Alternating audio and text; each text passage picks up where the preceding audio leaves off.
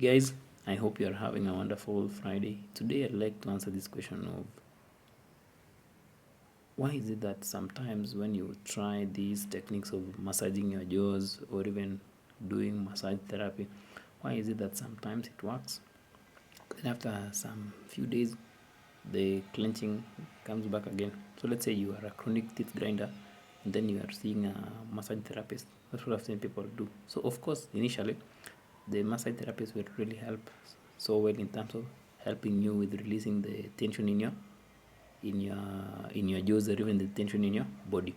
And when you release this tension, it will mean that there will be a bit of release of stress in your body. And when there is this release, of course the clenching may stop, or it may become less frequent.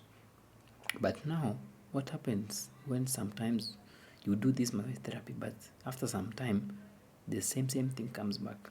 So I'll explain this using an analogy I think I've used in the past. Like, I want you to imagine that the stress you are experiencing now is like fire, the flame over fire. So sometimes when you do these therapies, like massage therapy, like you're just dealing with the flame, which is the symptom. Like, because that stress you are experiencing is probably a symptom. So when you deal with the symptom, you can put out the fire just for a few minutes, but if you don't deal with the source of the fire will still come back. So that's why you may find yourself having this repeated visits to the massage therapist. But because you are dealing with the symptom, which is not the root cause of what's causing the stress.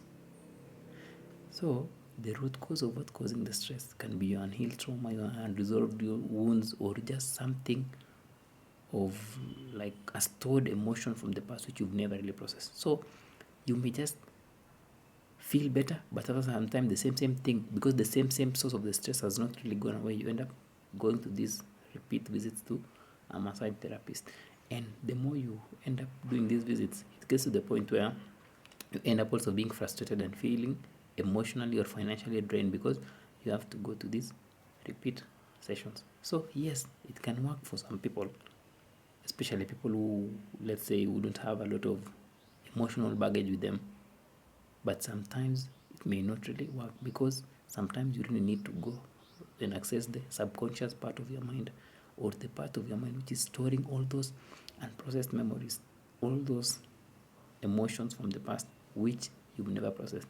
So sometimes also the thing we need to understand is sometimes the mind in itself will not let go of all the stress, because it knows that this stress has been part of you, and in a way it's keeping you safe, or it's reminding you not to do ABCD.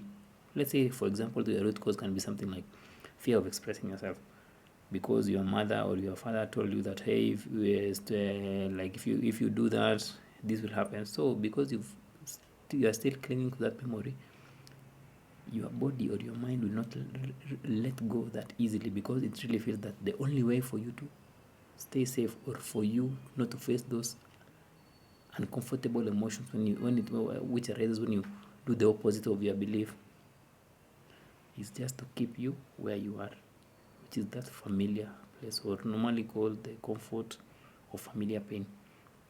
That's why you may massage it, of course you'll feel better, but unless you really work on dealing with that root cause, or processing the emotions or the sensations which are tying you back to that past event, you'll end up grinding and grinding and grinding, and sometimes massage therapy may not really work.